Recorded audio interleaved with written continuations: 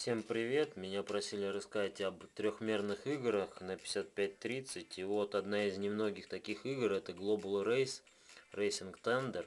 Эта игра уже сразу установлена на телефон, идет в комплекте. И сейчас я покажу, что же она из себя представляет. Выбираем одиночную игру. Выбираем аркаду. Далее мы можем взять автомобиль. Давайте этот же и возьмем. И вот загружается гонка.